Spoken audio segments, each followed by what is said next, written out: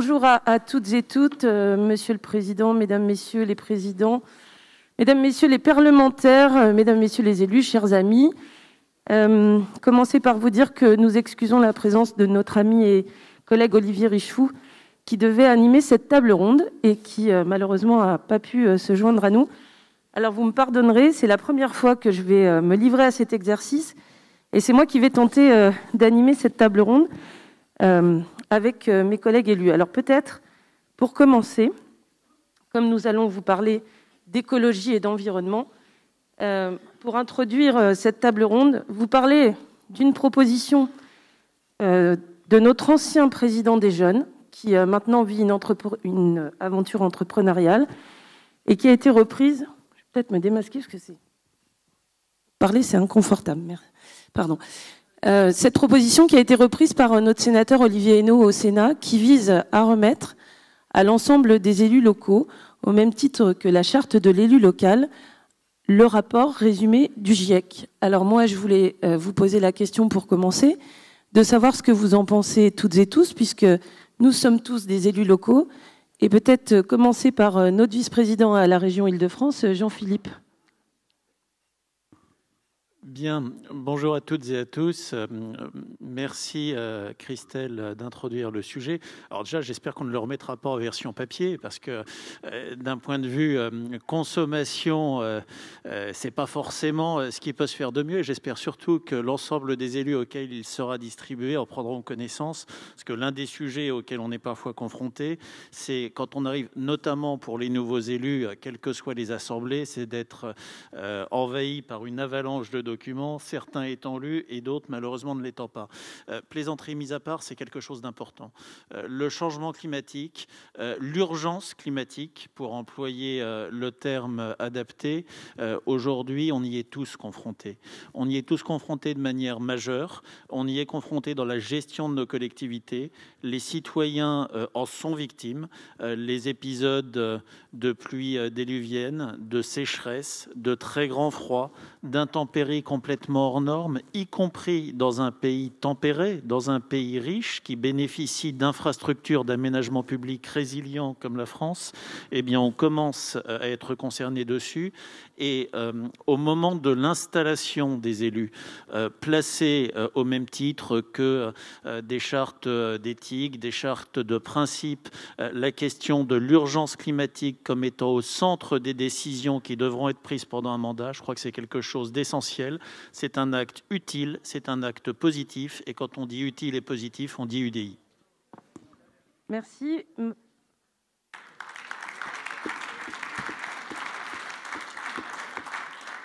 Marion, quand on est une jeune élue, et je crois que c'est votre premier mandat municipal, si je ne dis pas de bêtises, du coup, ça fait partie de la boussole de l'élu local, cette charte du GIEC qui pourrait être communiquée aux élus. Oui, tout à fait. Et effectivement, je l'ai fait pour moi, je l'ai aussi fait pour le maire de ma commune, ainsi que mes collègues, et on en parle assez fréquemment. Et forcément, oui, c'est une boussole qu'on doit tous avoir en face de nous pour savoir où on va.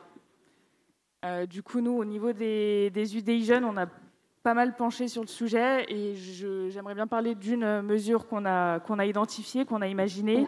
Oui, on va décliner au fur et à mesure si vous en êtes d'accord. Daniel, un mot sur ce qui vient d'être dit peut-être ?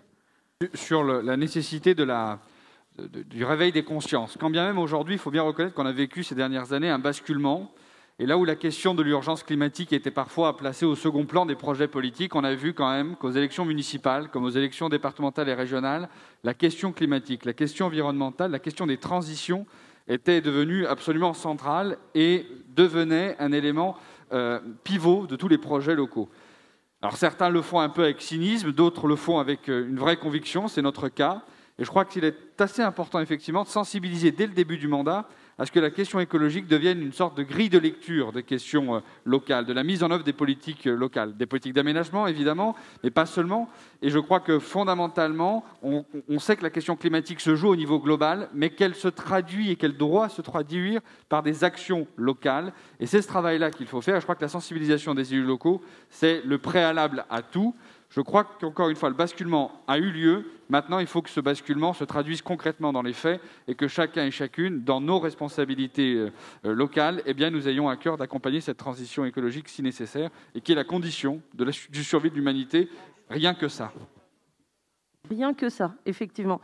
Donc, c'est vrai qu'à l'UDI, on a toujours prôné une écologie positive, comme le dit l'intitulé de cette table ronde, une écologie de progrès, qui est par opposition à celle de certains de nos adversaires politiques qui sont beaucoup plus dans le dogme. Et la question qu'on doit collectivement se poser, me semble-t-il, c'est comment on rassemble et on fédère autour de cette question majeure environnementale sans opposer les gens les uns aux autres, comme ça peut être parfois le cas, puisque on est évidemment à l'UDI contre la décroissance et pour une écologie tournée vers la science. Et peut-être qu'on peut rentrer désormais dans les grands projets. Et Marion, vous avez beaucoup contribué effectivement au projet écrit par les jeunes, et vous êtes en même temps l'avenir de ce parti, nos jeunes. Donc il est important peut-être de commencer par vous et les propositions que vous portez avec ferveur. Merci. Effectivement, les jeunes, on a pas mal planché sur ce sujet-là. Alors, une idée qu'on propose, ce serait sur le modèle des classes énergie qu'on retrouve sur les produits électroménagers ou des Nutri-Score sur les produits alimentaires. Ce serait de créer une étiquette EcoScore de façon générale sur les produits et les biens qui sont vendus en France. Ce genre d'étiquette permettrait en fait d'une part de responsabiliser les producteurs et d'autre part de sensibiliser les acheteurs. Et en fait, ça créerait un climat assez pédagogique qui manque aujourd'hui en France, de responsabilisation et d'autonomisation vis-à-vis de la crise environnementale et de tous les aspects qui en découlent. Une étiquette comme ça, elle serait très simple à mettre en place et elle se calculerait sur... Enfin, très simple. C'est un bien grand mot, mais on sait le faire aujourd'hui. Ça se base sur l'éco-bilan des produits, donc de la création à la destruction du produit. Voilà. Après, on a proposé plusieurs autres choses, mais je vous laisse... Mais allez-y. Ok. Après, ce qu'on proposait aussi, c'était de régionaliser effectivement les programmes visant à la transition énergétique, de les territorialiser, parce qu'aujourd'hui, ce qu'on constate, c'est que les plans sont à une échelle trop large, à l'échelle nationale, et ils ne sont pas forcément adaptés à tous les territoires, notamment les territoires où il y a un littoral assez important. Donc l'idée, ce serait de les territorialiser et que la région soit le maître d'œuvre de ces plans. Merci. Eh bien, merci à vous. Alors, pour continuer, peut-être Jean-Philippe, une écologie de progrès et de la science, c'est aussi celle qui doit être incarnée par des projets concrets. Et peut-être dans le cadre... notamment de la délégation qui est la vôtre dans la région Île-de-France, mais à travers aussi votre expérience, nous parler peut-être de rénovation thermique, rénovation énergétique. Pourquoi c'est important ? En quoi ça engage les générations futures ? Comment c'est vecteur aussi de progrès social, puisque on peut dire quand même que ce sont les ménages souvent les plus modestes qui ont du mal à faire face à cette carence énergétique. Et je fais une petite parenthèse, pardonnez-moi, mais comme Marianne Duranton, nous, on vous entend. Je ne sais pas si vous nous entendez, mais nous, on vous entend beaucoup. Et c'est un peu difficile, pardon. Du coup, Jean-Philippe, quelques mots, s'il te plaît. J'aime, Christelle, le tact et la douceur avec laquelle tu as récupéré le silence. D'aucuns auraient été beaucoup moins élégantes, elle était absolument parfaite. D'ailleurs, on t'a même applaudi pour cela, ce qui montre à quel point tu étais faite pour animer cette table ronde. Quand on parle de construction, de rénovation, au fond, on est sur l'urgence environnementale. Quand on parle de l'urgence environnementale, c'est plusieurs urgences qui courent les unes après les autres. Et la toute première, c'est l'urgence climatique. C'est le réchauffement climatique, c'est la production de carbone. Et quand on parle de production de carbone, d'où est-ce qu'elle vient ? Le premier pôle de production de carbone, c'est le bâtiment, c'est la construction, c'est la consommation ou la surconsommation d'énergie qui d'ailleurs a des impacts sociaux absolument colossaux pour les foyers les plus faibles. Et donc parler d'environnement parler de lutte contre le réchauffement climatique, parler d'essayer de tenir les accords de Paris, ce qui aujourd'hui relève malheureusement d'un vœu pieux, quoi que nous fassions, passe par une politique du bâtiment, une politique à double titre, d'une part sur la construction à venir, on est un pays dont la population augmente, le fait de vouloir limiter l'étalement urbain ne veut pas dire ne plus construire, ça veut dire construire différemment, construire mieux, réutiliser, réimaginer, réinventer, réorganiser la ville, mais ça veut dire aussi rénover le bâti existant à chaque fois que cela peut l'être, parce que le bilan carbone est moins élevé sur une rénovation ou une transformation de destination que sur une construction ex nihilo. Et on a été amené, comme bien souvent, à être un parti fondé sur le concret, fondé sur la réalité des choses, à avoir toute une série de propositions issues, d'expériences issues du terrain. Quand on parle de prêt à taux zéro pour la rénovation énergétique des logements, mais on pourrait multiplier les propositions que nous avons sur ce sujet, c'est quelque chose qui va dans ce sens. La réalité de la lutte contre le changement climatique, c'est qu'elle ne se fera pas à coup de principes, à coup de grandes phrases, elle se fera à coup de politiques concrètes, à coup de politiques effectives sur la question du bâti, quel qu'il soit, que ce soit du bâti d'habitat, du bâti de bureau, du bâti industriel ou du bâti commercial.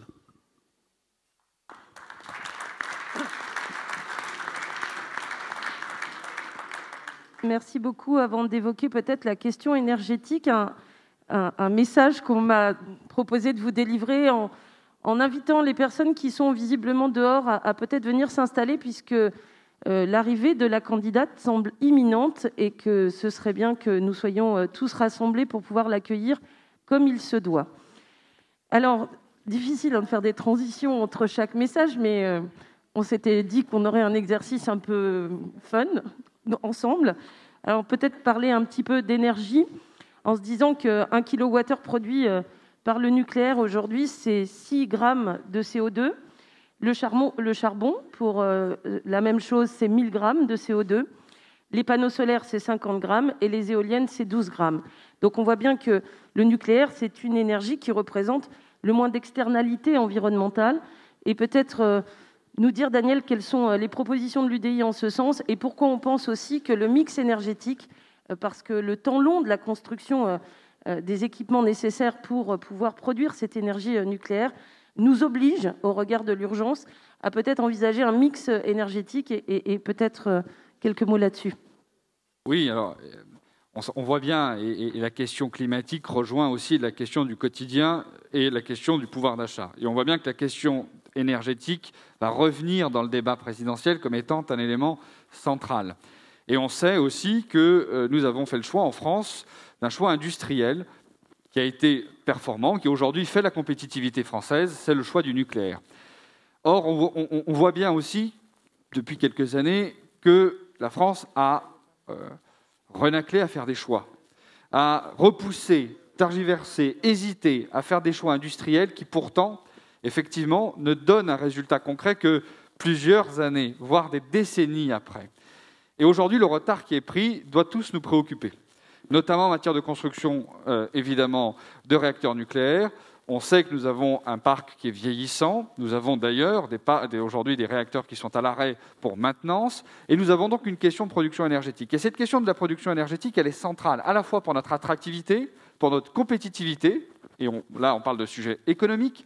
Elle est aussi évidemment extrêmement essentielle si on regarde l'avenir en matière aussi de priorité environnementale. Et ce choix, cette absence de choix industriel réalisé par François Hollande et ensuite par Emmanuel Macron doit aujourd'hui imposer une réaction extrêmement rapide. Et c'est ce que nous disons, nous, à l'UDI, c'est qu'aujourd'hui, le choix du nucléaire, dans un mix évidemment avec de la production renouvelable. Il ne faut pas tomber dans les travers de vouloir à tout prix choisir une technologie au détriment de tous les autres. En réalité, nous sommes dans une période complexe qui va imposer ce choix d'un mix équilibré qui nous permettra de faire face à nos obligations, évidemment, du point de vue industriel, à nos obligations du point de vue stratégique et évidemment du point de vue environnemental. Donc le choix du nucléaire est une évidence. Le rapport de RTE est assez éclairant et montre quel est l'effort que nous devons réaliser en termes de construction de réacteurs et à quel point nous devons évidemment la sortir d'une politique ambitieuse en matière de production d'énergie renouvelable. Et cela, c'est un choix que nous devons faire, et c'est ce que nous devons demander à nos partenaires, à notre candidate, c'est de faire les choix industriels qui s'imposent le plus rapidement possible pour faire face à ces obligations. Et je le dis, il y a aussi une obligation qui est parallèle, c'est celui de la recherche et de l'innovation. On est dans un pays qui regorge de talents en la matière. Nous avons la chance d'avoir des chercheurs, des laboratoires extrêmement performants qui sont en capacité d'inventer l'énergie de demain et de réduire la consommation énergétique, parce que c'est ça aussi qui va compter. Et nous devons donc être extrêmement ambitieux en matière de recherche et d'innovation. Chacun à notre niveau, nous dans les régions, nous le faisons. Nous avons, je prends l'exemple pour ce qui me concerne dans la région des Hauts-de-France, lancé un appel à projet autour de cette question des transitions, parce que ça ne passera que par la recherche et que nous devons là aussi mettre les moyens.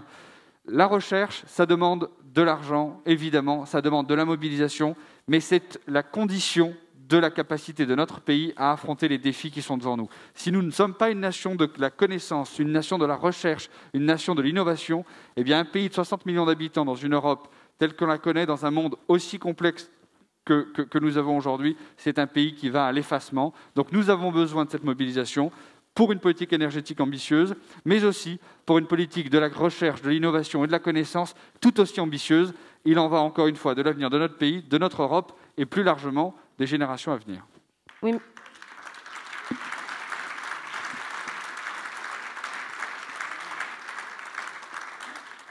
Et peut-être dire aussi que dans les obligations qui sont les nôtres, il y a quand même un engagement de l'Europe qui vise à la neutralité carbone en 2050, que cette urgence-là nous appelle sur nos responsabilités, que tu as évidemment très très bien développé, et puis dire également que cet investissement massif, c'est aussi un puissant levier d'action économique, puisque chaque euro investi dans la recherche et le développement, évidemment, derrière, c'est une économie de progrès, ce sont des emplois, c'est une manière que de répondre aussi à cette crise un peu généralisée de l'emploi et du chômage. C'est permettre à des jeunes d'avoir accès à de nouveaux métiers dont nous méconnaissons aussi aujourd'hui certainement l'existence. Et tout ça est un cercle vertueux. Et donc, finalement, l'environnement et l'écologie et la transition écologique, ce n'est pas un sujet rébarbatif ou pénible. Il est complexe, mais il est vecteur de beaucoup de progrès social, économique et environnemental, bien sûr. Peut-être quelques mots dans la même dynamique sur l'hydrogène. Il y a en Île-de-France, mais j'imagine dans les Hauts-de-France aussi, et peut-être qu'on pourra évoquer aussi la région Auvergne-Rhône-Alpes, d'où je viens moi-même, des grands plans visant à développer l'hydrogène, qui est également une énergie d'avenir. Et Jean-Philippe, je crois que tu maîtrises bien cette question-là. Oui, l'hydrogène, c'est l'énergie parfaite par essence. Elle ne pollue pas, elle ne produit pas de CO2, elle est renouvelable indéfiniment.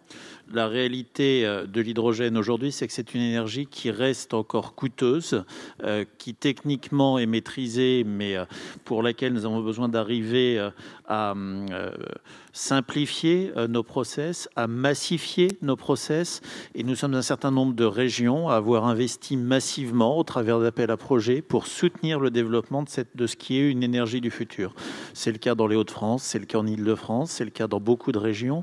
Et nous pensons à l'UDI que sur ce qui est très certainement dans les 40, 50, 60 ans qui viennent, une des énergies majeures, peut-être même l'énergie majeure qui viendra un jour remplacer l'énergie nucléaire, il serait une faute de ne pas investir massivement sur la recherche pour préparer l'avenir.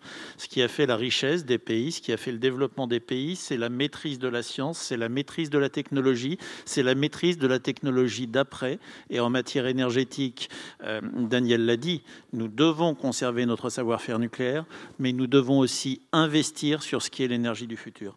Cette énergie du futur, elle ne se fera pas au fil de l'eau si on n'est pas capable de massifier, d'impulser. Nous pensons que le meilleur moyen pour impulser l'hydrogène, c'est d'amorcer une politique extrêmement volontariste d'autoroutes de l'hydrogène.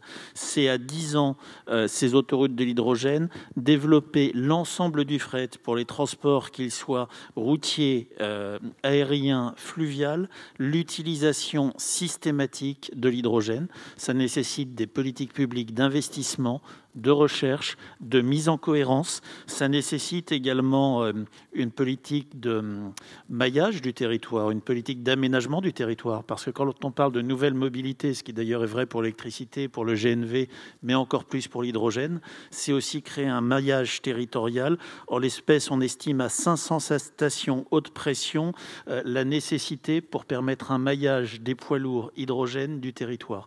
Ne nous leurrons pas. Si la France n'est pas capable, au sein de l'Union européenne, d'impulser une dynamique pour que nous maîtrisions l'hydrogène, ce que nous ne ferons pas, ça se fera outre-Atlantique, ça se fera en Asie, et nos enfants, nos petits-enfants ne maîtriseront pas, ne seront plus dans les pays qui, dans un demi-siècle, dans 60 ans, dans 70 ans, auront la maîtrise des technologies d'avenir.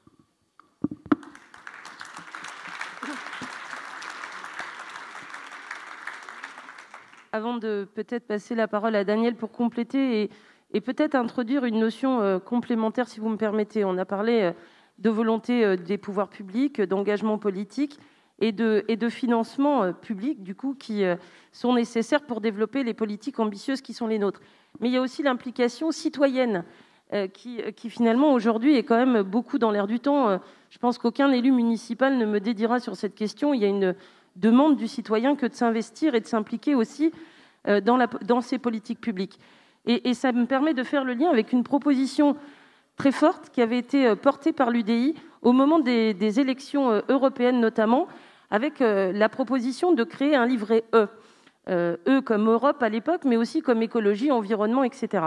Et ce livret E, c'est aussi une manière, à l'instar du livret A, qui permet de financer aussi l'économie, de financer un pan de la recherche et de l'économie qui serait dédié. Et en complément sur l'hydrogène, et peut-être sur cette question, Daniel, un peu de développement sur cette proposition que nous portons avec ferveur. Oui, tout à fait. Alors, c'est effectivement un outil, le livret E, qui a été évoqué par Jean-Christophe Lagarde dans la campagne européenne. C'est l'idée à la fois d'identifier de nouvelles sources de financement, permettant de financer naturellement la recherche sur l'hydrogène, mais aussi les travaux d'infrastructure qui seront nécessaires demain, et de construire, et il faut le dire, à l'échelle européenne, cette question de la souveraineté énergétique. L'Europe s'est construite sur la question de l'énergie, sur la question des ressources de charbon, et on sait très bien qu'aujourd'hui, la question de la souveraineté énergétique est au cœur des préoccupations qui doivent être les nôtres pour construire l'Europe de demain. Et en la matière, le livret E a vocation, d'une certaine manière, en complément avec le livret développement durable qui existe déjà, qui finance les PME, ce livret E a vocation à récolter de l'épargne populaire pour financer cette recherche et ces infrastructures et de faire en sorte que l'Europe reste fidèle à ce qu'elle a toujours été, c'est-à-dire un continent de la connaissance, de l'innovation et donc de l'énergie, et de faire en sorte que l'économie européenne puisse évidemment devenir plus verte et plus efficace. Et on sent bien qu'il y a une prise de conscience au niveau européen. Il y a eu le pacte vert européen qui a été engagé, avec des traductions dans l'ensemble de nos territoires à l'échelle européenne. Et la France ne doit pas être en reste. Et ça me permet d'aborder un sujet quand même qui me semble tout aussi important, c'est la nécessité de penser Europe sur ces enjeux. Oui, il faut évidemment penser à la souveraineté nationale, c'est un enjeu important. Mais la souveraineté nationale, en tout cas en France, ne peut passer que par une vraie souveraineté européenne. Imaginez d'opposer la question française ou la question de l'indépendance et de l'autonomie énergétique française et de la décorréler de la question de la souveraineté énergétique européenne est une aberration absolue. Et nous qui sommes des Européens convaincus, devons être les porteurs de cette exigence et de penser que l'on oppose les intérêts français avec les intérêts européens, c'est une erreur fondamentale.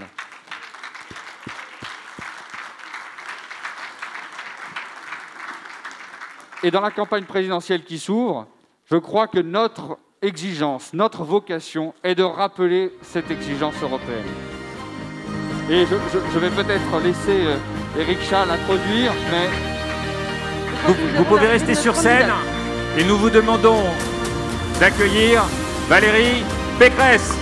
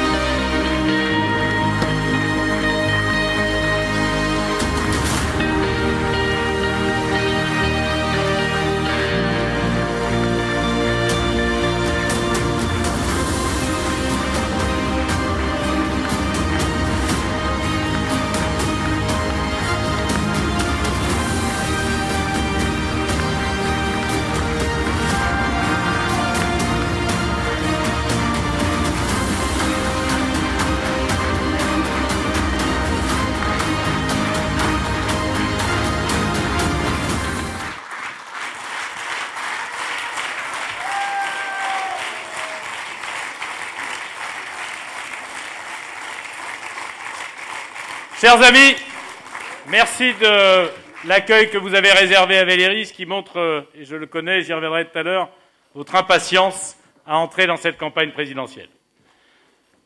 Nous allons, chère Valérie, dans la prolongation de ce que nous avons fait avec toi avant ta désignation, lorsque tu es venue à l'UDI, être auditionné par nos cadres. Nous allons avoir 3 tables rondes successives avec toi. Tu avais dit d'ailleurs ce jour-là que tu voulais continuer à parler projet, à élaborer un projet en commun. Et cette conversation qui avait été, je trouve, intéressante et constructive, nous l'avons prolongée au cours du mois et demi qui vient de se dérouler depuis ta désignation. Nous allons la poursuivre aujourd'hui avant le vote de nos conseillers nationaux. Alors pour te dire quand même les difficultés, mais tu le vis tous les jours, de réunions publiques en période Covid, nous avons limité volontairement à une salle de 300 personnes, alors que nous avons 900 conseillers nationaux, mais en visio, loin d'ici, certains d'ailleurs qui devaient être là et qui viennent déclarer ou cas contact au Covid, je pense à eux, je pense notamment à un de nos députés, en visio, tu as d'autres cadres, d'autres responsables, d'autres élus de l'UDI qui naturellement participeront à distance à cet événement. Merci à toi d'avoir accepté notre invitation. Tu avais dit que tu voulais qu'on vote après. Eh bien, c'est le jour où nous voterons. Mais je ne peux pas te dire que je crois à un grand suspense. Le travail fait en commun, la participation assez surprenante pour moi de tes équipes et l'ouverture dont elles font preuve en ton nom laisse augurer à la fois, évidemment, notre choix, mais une belle réussite pour la France et pour les Français. Alors, je vous propose qu'on commence l'exercice très rapidement. 3 thèmes. L'Europe, naturellement, l'environnement, la cohésion sociale. Ceux qui t'ont interrogé l'autre fois, certains tu les reverras, d'autres tu en verras d'autres, des thématiques sur lesquelles nous attendons, évidemment, de toi, des réponses, des compléments.